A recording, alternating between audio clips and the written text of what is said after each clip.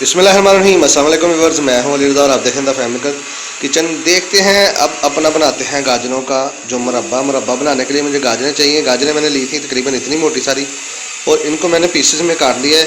इतने इतने बारीक पीसेस मैंने ना इनमें अपने कर लिए।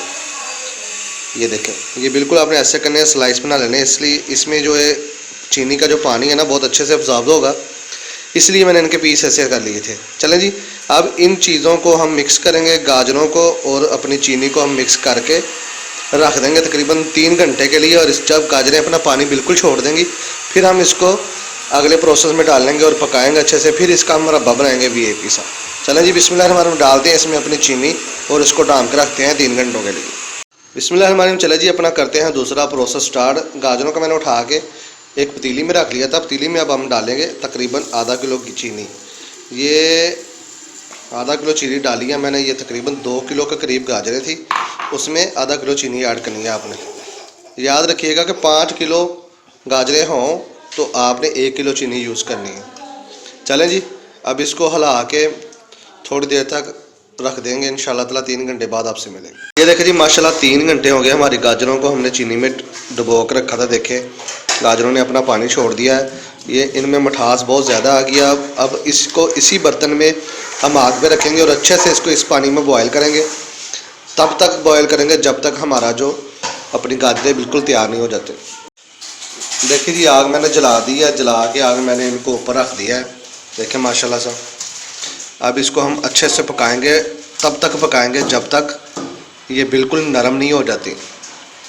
इसमें जाएंगी तकरीबन 6 से 7 इलायचियाँ, जिनको हम कूट के डालेंगे। देखें माशाल्लाह तकरीबन 5 से 7 इलायचियाँ ये इसमें डाल देंगे ताकि टेस्ट इसका दुबाला हो जाए। चम्मच लेके इसको अच्छे से हिला देंगे, ऊपर इसके ढकना दे देंगे और इसको छोड़ देंगे पकने के लिए। देखिए जी, माशाल्लाह जो हमारी गाजरों का मुरब्बे की जो कंडीशन है ये बिल्कुल वीआईपी से हो गई है। चेक करें, ये अभी थोड़ा नरम है, अभी और ज़्यादा नरम होगा। फिर हम इसको तोड़ के देखेंगे कि ये कैसे टूटता है कि नहीं टूटता है। जब तक ये बिल्कुल नरम ना हो जाए, ऐसे टूटेगा जैसे मलाई हो, तब तक हम इसको पकाते रहेंगे। कंडीशन माशाल्लाह बड़ी वीआईपी हो चुकी है इसकी। चलें जी, को 8-10 मिनट इसको और पकाते हैं और फिर हम चेक करेंगे इसकी कंडीशन कैसी है। गाजरों का मुरब्बा मैंने चेक किया है, वो बिल्कुल पकने के करीब आ गया है।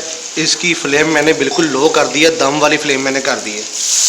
अब इसको अच्छे से पकाएंगे, दम पे लग के इसको पकने देंगे और तकरीबन इसको 10 से 15 मिनट ऐसे ही पकाते रहेंगे ताकि सीरा है जो हमारा गाजरों में अच्छे से रच जाए। फिर हम इसको नीचे उतारेंगे और आपको डिश आउट करके चेक करवाएंगे। देखिए जी, माशाल्लाह बिस्मिल्लाहिर्रहमानिर्रहीम। चेक करें कितनी प्यारी मेरे गाजरों के जो मुरब्बा है उसकी लुक आई है, कितनी इसकी वीआईपी कंडीशन आई है। देखिए कितना मज़ेदार और कितना नरम सा, ये देखें कैसे वीआईपी सा टूट रहा है। ये चेक करें इसकी जो कंडीशन है, मैं आपको बता नहीं सकता कि ये कैसा लाजवाब सा इसका टेक्सचर बना है। देखें माशाल्लाह इतनी लाजवाब चीज़ बनी है, जो भी खाएगा इंशाल्लाह ताला याद करेगा। मैं चेक करके आपको बताता हूँ कि ये कैसा बना है। देखें हाथ लगाते ही टूट जाता है, मक्खन जैसा ये बना है। चेक करें माशाल्लाह से।